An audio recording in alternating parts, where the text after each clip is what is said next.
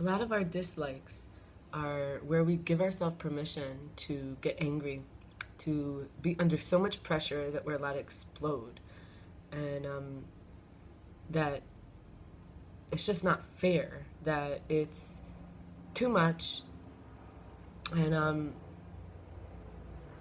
it has a lot to do with where we feel exposed suddenly. We don't have control, where we could be embarrassed, like called out for something in the middle of everybody, shown to be something that we didn't want people to know. A lot of times, if we're honest with ourselves, these feelings of being not liking to be rushed, I want to enjoy, not liking to be interrupted, not wanting to be the person who makes people feel bad. So we may even get upset with people because they might tell us that, we hurt their feelings or made them feel alone or made them feel like less than. Not being safe for people to say that because we're so angry and we're going to get angry at them for being soft. Kind of like maybe like a poker idea of like showing your hand too early. A lot of us dislike putting all the cards on the table. We're wearing a heart on our sleeve. And we get angry when people expect us to kind of like prove that we're special. Otherwise, being treated like special. Otherwise, we also maybe don't like. And these things that make us angry, being treated like unpredictable, like, oh, we never know when that person, what they're gonna do when they're around, or even having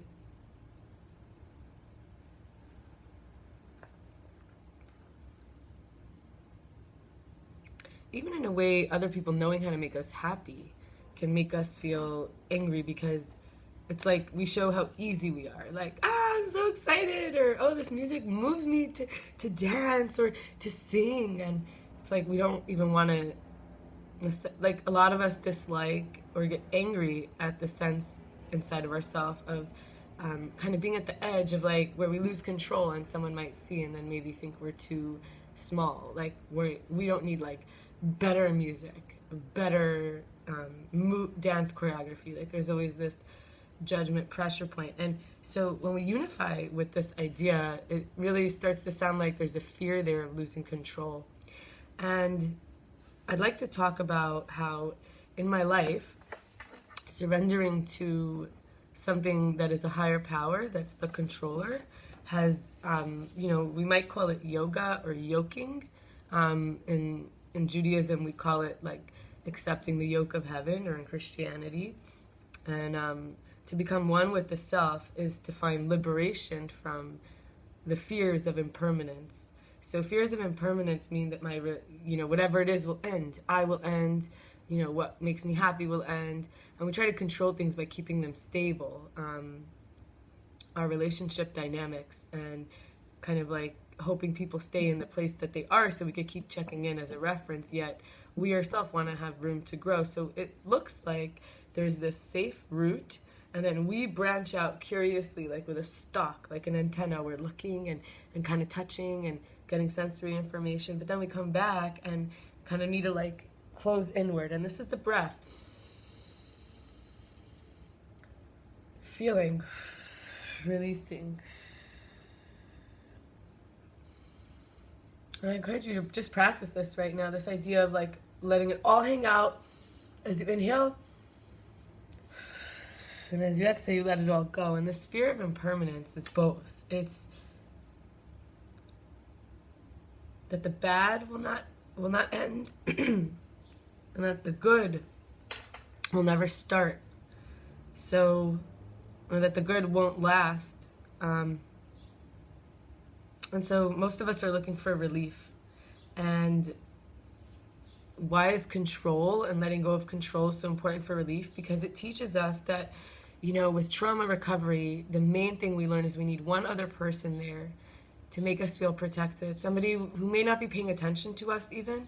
They're just doing their own thing. But having them in the background or even the other room gives us the ability to lower that guard. We're not going to be attacked. We're not going to be shamed. We're not going to be completely abandoned, left alone, and so on. So I'd like to share some of the times of my life where this practice of facing the fear and breathing in, all of it.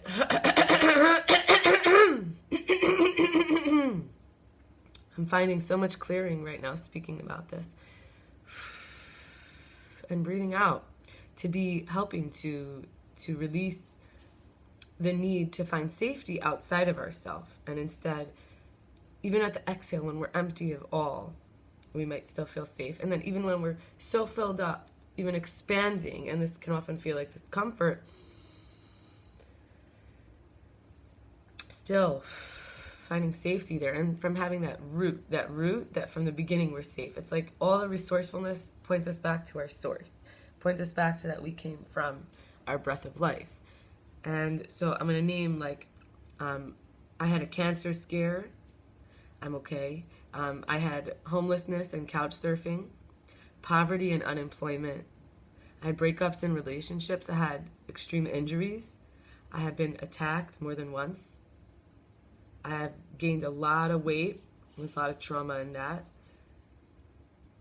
Sickness, like illness, chronic pain, abuse, rejection and abandonment, loneliness, which is the other side of addiction, losses of loved ones. And I would say that a lot of these mirror my childhood. A lot of the ways in which I went through things, it was just kind of like needing someone to take care of me, protect me, love me, and in all the ways that I could get, like a healthcare provider to care for someone else's health, and, you know, staying with somebody when I was unemployed or in poverty, and it's, you know, they cared about me through that kind of support. Or, you know, as I said, having somebody in the room with me, even a yoga teacher could not know how much of an impact they're having, or like a Feldenkrais teacher, or even a masseuse, you know, doing the craniosacral work. And so really just somebody who can hold space for this energy to flow, this fear energy that I'm not safe. This is what needs to flow. And so the family, because nowadays we have so many people who are divorced, or they have dogs instead of children, or, you know, the family is two parents of the same sex, or even more than one parent. And so what is absent, or what was absent, is kind of the sense of they're feeling like a lack. And that's where the fear comes in. So that's when I say fear of impermanence, because in some way we've got this like memory of something, and then it's missing. And who knows if we ever got it in this lifetime, what true love feels like, what true protection and care feels like. But we know, a part of us knows, because we go through all these motions and attracting in dramas and having issues with being ourselves just out of fear of not being okay. And often, like, the social aspects built into our DNA biologically to connect with others feel very physical. You know, giving too much results in having pain in the body. You know, we also need to receive care. We actually need to have circuitry. So the circuitry resolves the fear, because we're going to be okay.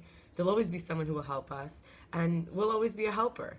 And we won't get taken advantage of, and we won't take advantage of others. And people will give freely because there's more than enough.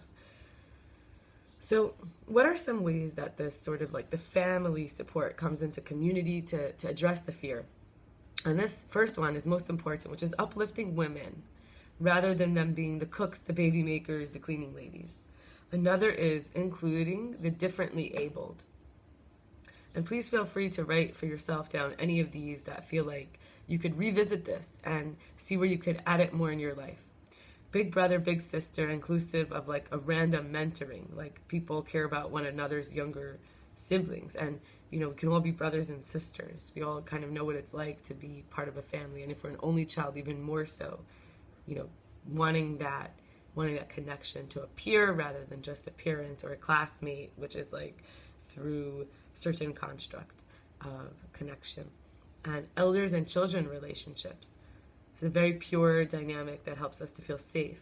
It is when we're children that there's old people, and when we're old people that there's children to connect with, the life side, the two sides of the life cycle. Meditation, emotional regulation, stress tolerance. This is the ability to stop.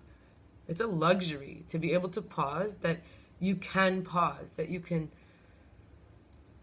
say, let me keep the pin in this grenade right now.